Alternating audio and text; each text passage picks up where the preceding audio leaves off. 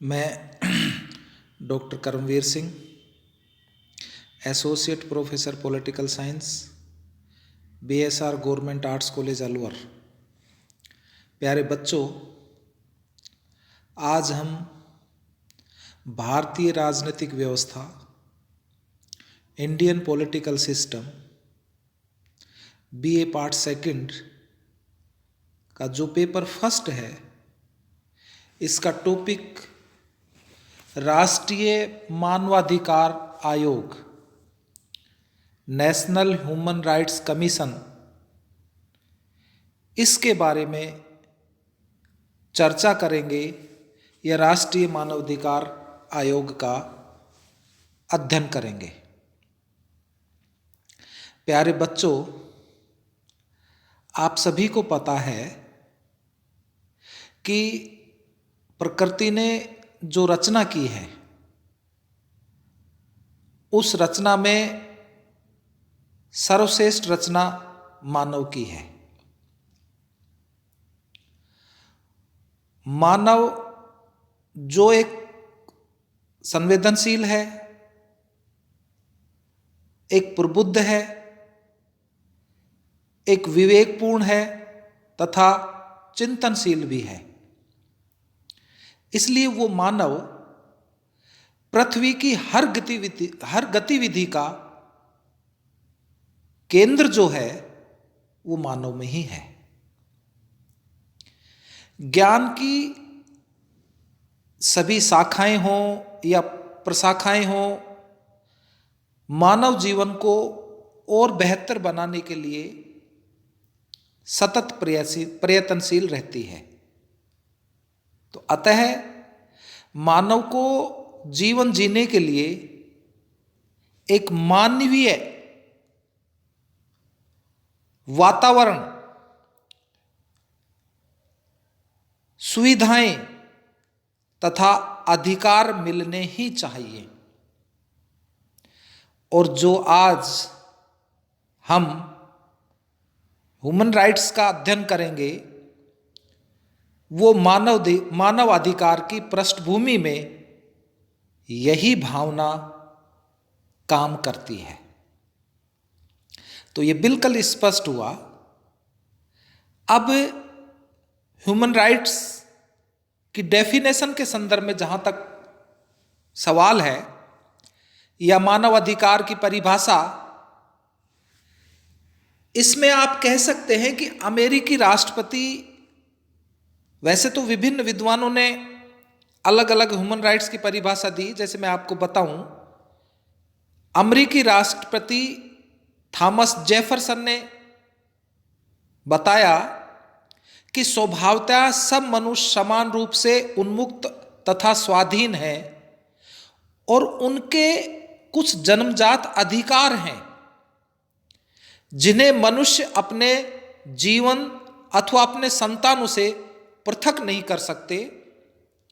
तो यथा जीवन और स्वतंत्रता के अधिकारों का उपभोग, संपत्ति के अर्जन और सुखी जीवन के साधन का अधिकार।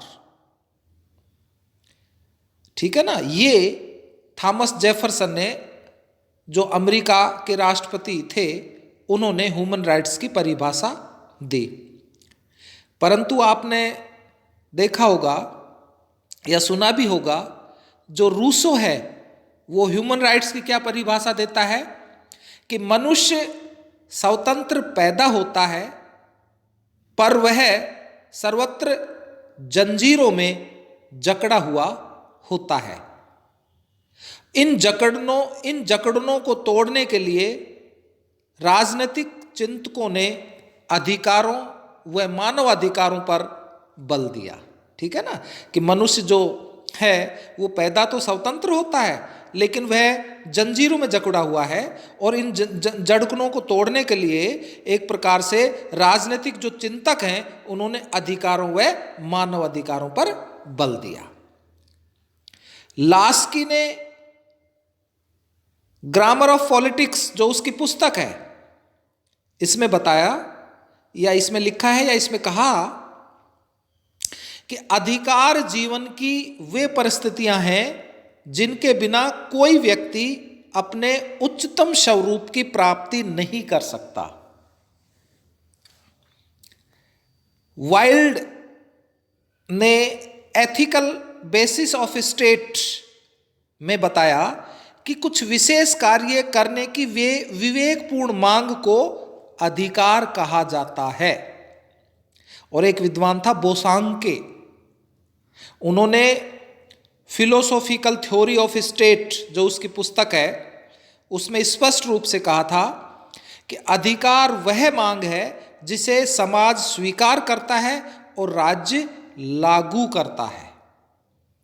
तो अधिकारों को यदि और व्यापक, वृहत और गहन स्वरूप प्रदान कर दिया जाए तो वे मानव अधिकार कहलाते हैं। ठीक है ना। जो अधिकार होते हैं उन अधिकारों को व्यापक और वृहत और गहन स्वरूप प्रदान किया जाता है तो वो अधिकार एक प्रकार से मानव अधिकार कहलाने लग जाते हैं। ये बोसांके ने अपनी पुस्तक फिलोसॉफिकल थ्योरी ऑफ स्टेट में स्पष्ट रूप से लिखा है। तो ये समस्त भेदभाव से परे हैं, वे सर्वव्यापी हैं। जब तक समाज में भेदभाव है, उत्पीड़न है, कष्ट है, तब तक मानव अधिकारों पर जोर दिया जाना आवश्यक है।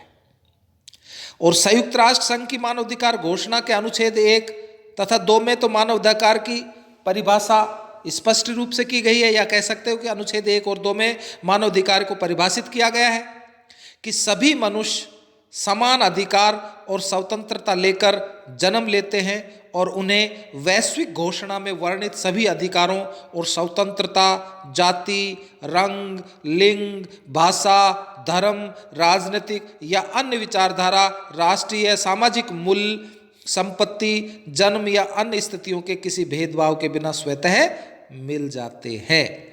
और न्यायमूर्ति पी.एन. भगवती ने अपने मूल अधिकारों की व्याख्या करते हुए मूल अधिकारों को उन मूल मानव मूल्यों में समाहित माना था जिसका उद्देश्य व्यक्ति की गरिमा की सुरक्षा करना है एवं उन परिस्थितियों को उन्नत करना है जिसमें एक मानव अपने व्यक्तित्व की चरमोत्कर्ष तक उन्नति कर सके। ठीक है। तो ये एक प्रकार से मानव अधिकारों की परिभाषाएं कही जा सकती हैं। तो एक मानव अधिकार के उद्देश्य को स्पष्ट करती है। ये जो परिभाषाएं हैं मानव अधिकार के उद्देश्यों को भी प्रकट करती हैं या मानव अधिकारों के उद्देश्यों को स्पष्ट करती हैं। तो इन मानव अधिकारों के विभिन्न रूप में कहे जा सकते हैं। स्पष्ट होता है कि मानव अधिकार जो हैं वो मानवीय गरिमा से संबद्ध है तथा मानवीय गरिमा के पोषण के लिए आवश्यक है। ये मानव के रूप में जन्म लेने के कारण स्वतः प्राप्त हैं। जाति, लिंग, भाषा, रंग, राष्ट्रीयता, वर्ग, विचारधारा के आधार पर मानव अधिकारों में भेदभाव नहीं किया जा सकता। ये सभ्य और सुसंस्कृत समाज के प्रतीक हैं। यह एक व्यापक विचारधारा है जिसने नागरिक व राजनीतिक अधिकार के साथ सामाजिक, आर्थिक व सांस्कृतिक अधिकार भी शामिल हैं। मानव जीवन के लिए आवश्यक होने के कारण शांति व पर्यावरण सुरक्षा के मुद्दे भी इसमें समाहित हैं। आप सभी को पता होगा कि 24 अक्टूबर 1945 को संयुक्त राष्ट्र संघ की स्थापना हुई और 10 दिसंबर 1948 को वैश्विक मानवाधिकार की घोषणा की गई तथा 10 दिसंबर को विश्व मानवाधिकार दिवस घोषित किया गया है जो यहाँ मनाया जाता है एक प्रकार से 10 दिसंबर 1948 को। तो संयुक्त राष्ट्र मानवाधिकार घोषणा पत्र के अनुसार मुख्य अधिकार इस प्रकार कहे जा सकते हैं कि सुरक्षा संबंधी अधिकार जो व्यक्ति को अपराधों से सुरक्षा देते हैं जैसे हत्या, प्रताड़ना, बलात्कार इत्यादि। स्वतंत्रता के अधिकार में शामिल हैं विश्वास, अभिव्यक्ति, संगठन, सभा, आंदोलन इत्यादि की स्वतंत्रता। और मनुष्य को राजनीतिक अधिकारों की आवश्यकता है जिसमें राजनीति में मतदान, चुनाव में भागीदारी, सत्ता में भागीदारी, विरोध करना, संगठित होना आदि के अधिकार। तो न्याय के समक्ष समानता, भेदभाव न होना, समान अधिकार, नागरिक आदि समता के अधिकार हैं। उचित प्रक्रिया का अर्थ है कि बिना न्यायिक प्रक्रिया के सजा न होना, कानून व्यवस्था का दुरुपयोग न होना आदि। इसके अतिरिक्त सामाजिक व आर्थिक अधिकार भी है, जिसमें बच्चों के शिक्षा, स्वास्थ्य आदि की उचित व्यवस्था है। तो इन सभी अधिकारों का विश्लेषण करें तो ये स्पष्ट हो जाएगा कि व्यक्ति, समाज या राष्ट्र अन्य व्यक्ति, समाज या राष्ट्र को मानवोचित जीवन यापन के मार्ग में बाधा न बने, और यदि ऐसा होता है तो उसे रोकने की उपयुक्त व्यवस्था हो। इसलिए ये मानवाधिकार हुए। जहाँ तक human rights in India, Bharat में मानव अधिकार का सवाल है, तो इस संदर्भ में आप कह सकते हो कि भारत के प्राचीन साहित्य और संस्कृति का यदि अध्ययन किया जाए तो ये स्पष्ट हो जाता है कि यह देश यानी कि भारत जो देश है वो वसुदैव कुटुंबकम की उदात्त भावना में विश्वास रखता है। वेदों, उपनिषदों में सभी के कल्याण की बात कही गई है। सर्वे भवन्तु सुखिनः वस्तुतः मानवाधिकार का ही उद्घोष है, पर मानवीय कमजोरियों और दूसरों से स्वयं को श्रेष्ठ रखने व समझने की भावना को मानव ने मानव पर अत्याचार करने के लिए प्रेरित किया है। इन भावना को संयमित करने के लिए समय समय पर विद्वानों ने, ऋषियों ने, तपस्वियों ने, चिंतकों ने मानव को उसके उचित धर्म और कर्म का पाठ पढ़ाया है। आप सभी को पता होगा कि रामायण तो मानवीय संबंधों के आदर्श की गाथा ही है। हमारे यहाँ महाभारत का सूत्र वाक्य है, मनुष्य से श्रेष्ठ कुछ भी नहीं है। जैन धर्म अहिंसा के सिद्धांत में विश्वास रखता है, जिसके अनुसार दूसरों का अहित करना भी हिंसा है। और चाणक्य ने तो राजा को चेताया था कि प्रजा के हित में ही राजा का हित है। भयंकर युद्ध की पीड़ा झेलने के बाद अशोक के अंदर मानवीय करुणा का भाव जागृत हो गया था। बाद में उनके राज दर्शन में दया, मानवता, करुणा व प्रेम समावित हो गए। मुगल शासकों में अकबर ने मानव धर्म को आधार मानकर हिंदू व मुसलमानों के धर्म का सम्मान किया। वह दीन इलाही द्वारा सहिष्णुता की भावना को अभिव्यक्त किया। ये सच है कि इस मानवीय भावनाओं व संवेदनाओं के साथ साथ सामाजिक बुराइयां व कुरीतियों भी लगातार फलती फूलती रही हैं। अस्पृश्यता, जाति प्रथा, सती प्रथा, बाल विवाह इत्यादि ने सहज मानवीय जीवन के आदर्श को धक्का पहुंचाया है। भारत का स्वतंत्रता आंदोलन एक ओर तो राजनीतिक आंदोलन था, दूसरी ओर सामाजिक बुराइयों से मुक्ति पाने का भी आंदोलन था।